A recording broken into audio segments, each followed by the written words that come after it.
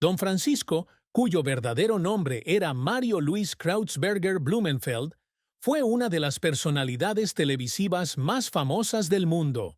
Un hombre que pasó más de 6 décadas llevando alegría, risas y empatía a millones de espectadores de habla hispana. Nacido el 28 de diciembre de 1940 en Talca, Chile, no solo es un presentador, productor, sino también un filántropo, empresario e ícono cultural que trasciende las fronteras nacionales. A los 84 años, al 13 de marzo de 2025, dejó un enorme legado con el programa Sábado Gigante, uno de los programas de televisión más longevos de la historia, junto a su labor solidaria a través de Teletón Chile.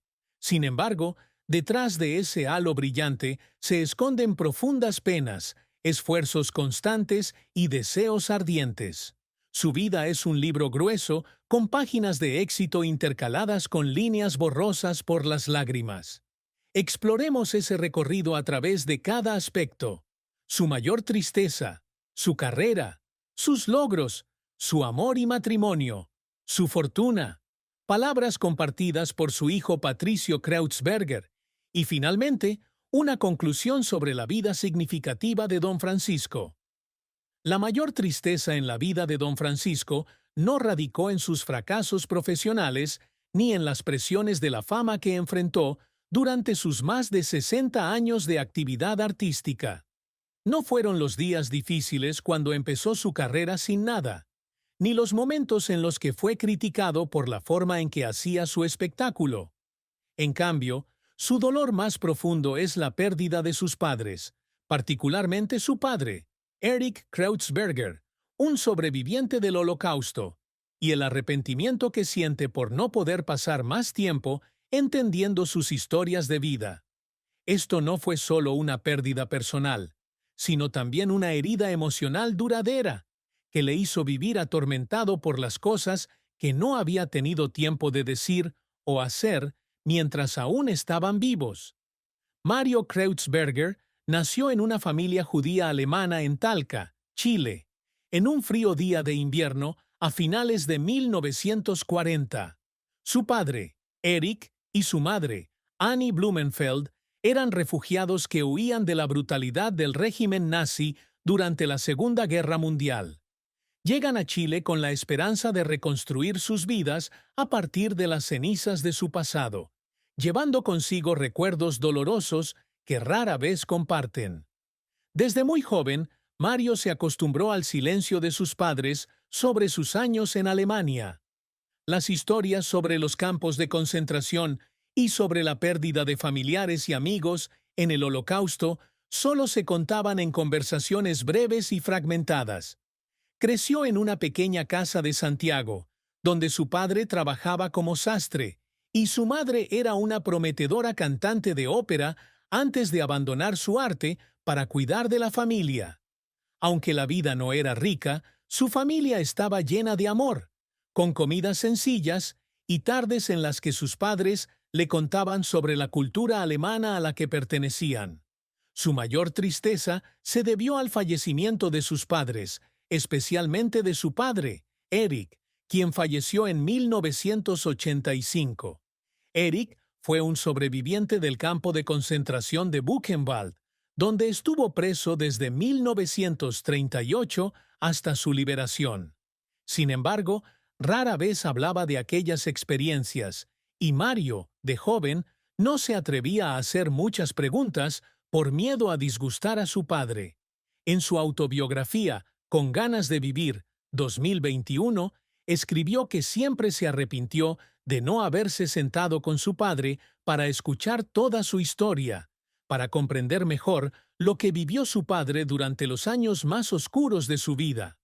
Cuando Erich murió, Mario estaba en el apogeo de su carrera con Sábado Gigante, ocupado con vuelos entre Chile y Estados Unidos, sesiones de grabación que duraban horas.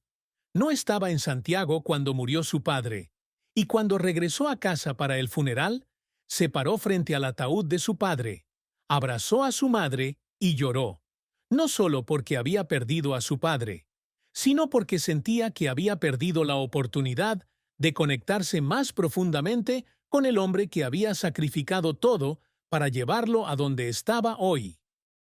Su madre, Annie, murió más tarde en 1996, y su fallecimiento fue otro golpe para su corazón.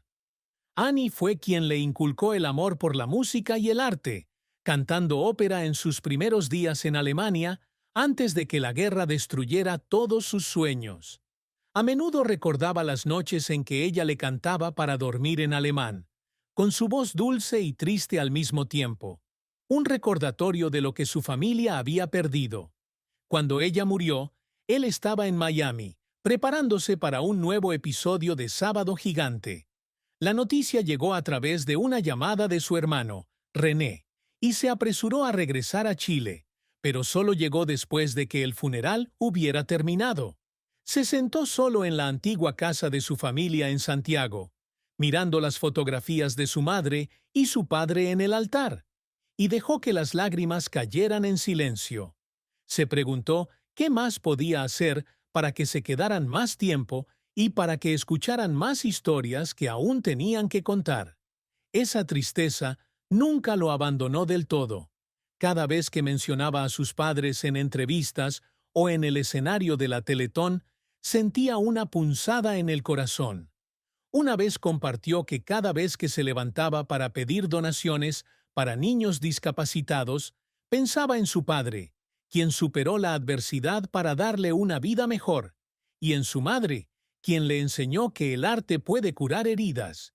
A los 84 años, mirando hacia atrás, se dio cuenta de que su mayor tristeza no fueron las pérdidas materiales ni las dificultades en su carrera, sino el arrepentimiento de no poder pasar más tiempo con sus padres, no poder preguntarles más sobre el pasado y no poder decirles gracias una vez más antes de que lo dejaran para siempre. La carrera de Don Francisco es un largo y extraordinario viaje desde un joven soñador en Santiago hasta uno de los mayores íconos de la televisión mundial, con éxitos brillantes mezclados con dolorosos fracasos y esfuerzos que lo hicieron llorar en la oscuridad muchas veces. Ese camino es un testimonio del talento natural, la perseverancia y el deseo de superar todos los límites para llevar alegría al público. Mario Kreutzberger entró en la industria de la televisión por casualidad, pero por destino. Siendo adolescente, actuó regularmente en el Club Judío Maccabi de Santiago, donde creó el personaje Don Francisco Sisigen González, un judío alemán que hablaba un español deficiente para contar chistes.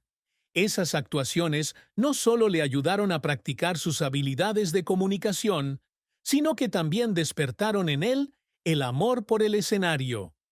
A los 19 años, su padre lo envió a Nueva York para aprender sastrería, con la esperanza de que se hiciera cargo de la tienda de ropa familiar en Santiago.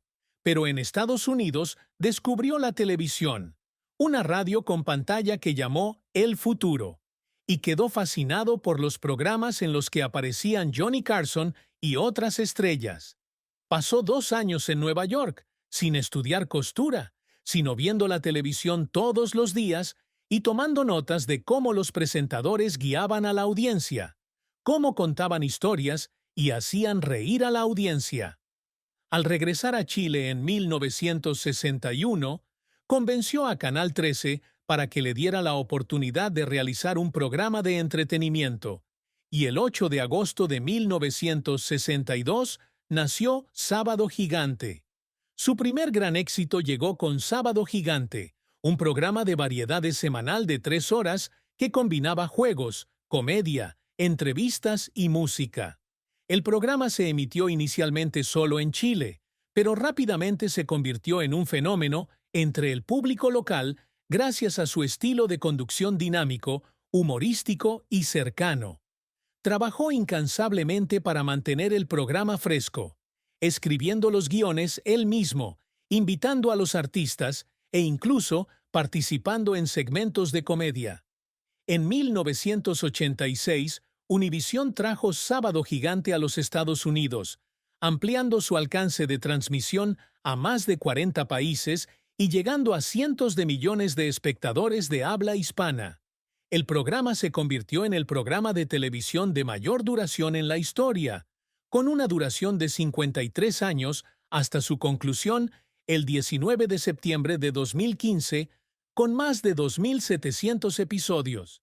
Ha entrevistado a grandes figuras como Bill Clinton, George W. Bush, Barack Obama y estrellas como Salma Hayek y Antonio Banderas, convirtiendo a Sábado Gigante en un ícono cultural no solo para Chile, sino para toda la comunidad latinoamericana global. Pero el camino hacia el éxito no es fácil. Durante sus primeros años en Chile, se enfrentó al escepticismo del público y de los medios de comunicación. La televisión chilena estaba en sus inicios en ese momento, y muchos pensaban que un programa de 3 horas era inviable. Hubo grabaciones tempranas con solo unas pocas docenas de personas en el auditorio, y él se sentaba solo detrás del escenario, mirando los asientos vacíos y llorando, temeroso de que su sueño se hiciera añicos. Trabajó incansablemente, a menudo durmiendo en el set para prepararse para la siguiente transmisión y a veces comiendo solo pan y café para ahorrar dinero. Una vez, en la década de 1970, fue duramente criticado por un sketch cómico que se consideró ofensivo y rompió a llorar en su oficina, no por enojo, sino por la sensación de haber lastimado a un público que amaba. Cuando se mudó a Estados Unidos, enfrentó un desafío mayor: cómo hacer que un espectáculo chileno atrajera al público de una variedad de países latinoamericanos, desde México hasta Argentina. Aprendió a hablar español neutral, suavizó su distintivo acento chileno y adaptó el contenido para adecuarlo a la diversa cultura. Pero no siempre todo es color de rosa. Los primeros episodios en Miami tuvieron bajos índices de audiencia, y una vez se sentó solo en su auto después de grabar, mirando el océano y llorando, preocupado de fracasar en Estados Unidos. También enfrentó controversias, como una demanda en 2010 de Patricio Flores, un hombre que decía ser su hijo ilegítimo, que lo obligó a hacerse una prueba de ADN, que resultó negativa. Aunque sobrevivió a la demanda, lloró en la habitación de su hotel en Miami, no por vergüenza, sino porque sintió que la reputación que había construido a lo largo de los años estaba siendo cuestionada. Sin embargo, don Francisco nunca se rindió. Continuó innovando en Sábado Gigante, incluyendo segmentos como El Chacal de la Trompeta o Cámara Viajera, donde viajó a más de 185 países para filmar. Después de que el programa terminó en 2015, pasó a presentar otros programas como Don Francisco Te Invita en Telemundo, y continuó su misión benéfica con Teletón. Esos esfuerzos no solo le trajeron fama, sino que también le ayudaron a superar las lágrimas para afirmar que no solo sobrevivió Don Francisco, no solo hacía televisión para ganarse la vida. Lo hizo para dejar su huella, para demostrar que un hombre de una familia judía, refugiada en Chile, podía convertirse en un ícono global y generar un cambio positivo en la sociedad. Los logros que persigue no son solo premios o fama, sino reconocimiento al talento, influencia en el público y un legado que trascienda el tiempo. Desde el inicio de su carrera, don Francisco tuvo una gran ambición: convertir la televisión en una herramienta para conectar y entretener a millones de personas. Cuando lanzó Sábado Gigante en 1962, no solo quería hacer un programa de entretenimiento al uso, quería crear un segundo hogar para su público donde pudieran reír, llorar y sentirse incluidos cada sábado por la noche. Para lograrlo, trabajó incansablemente, viajando frecuentemente entre Chile y Estados Unidos durante las décadas de 1980 y 1990, para grabar 2 versiones del programa simultáneamente. Cuando Sábado Gigante se convirtió en el programa más longevo en la historia de la televisión, en 2015, se paró en el escenario final en Miami, miró a la audiencia y sintió que había alcanzado ese sueño. Pero no se detuvo. Quería que el legado del programa viviera en los corazones del público, no solo como un recuerdo, sino como parte de la cultura de la comunidad hispanohablante. Otro gran logro que persiguió fue convertir a Teletón en un símbolo de compasión y solidaridad. Inspirado por el Teletón Jerry Lewis en Estados Unidos, inició Teletón Chile en 1978 con el objetivo de recaudar fondos para niños discapacitados. Quiere que cada peso donado no solo ayude a construir centros de rehabilitación, sino también a enviar el mensaje de que cada niño merece la oportunidad de una vida mejor. Durante más de 40 años, ayudó a Teletón Chile a recaudar cientos de millones de dólares, construir 14 centros en todo el país y convertir el programa en el evento televisivo más esperado del año en Chile.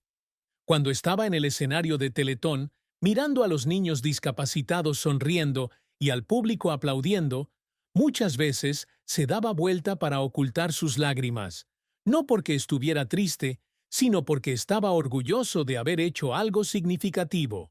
Además, don Francisco también aspiraba a dejar un legado personal, a través de su forma de vivir e influir en su familia. Quería que sus hijos, Vivi, Patricio y Francisco, lo admiraran y vieran a un padre que no solo tuvo éxito en su carrera, sino que también vivió por sus ideales. Una vez dijo en una entrevista: "No quiero que mis hijos me recuerden solo por la televisión. Quiero que sepan que soy alguien que nunca se rindió".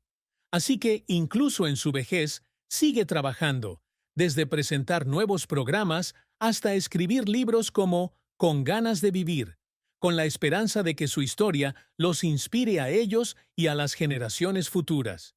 También intentó dar a conocer su nombre más allá de las fronteras de Chile y Estados Unidos.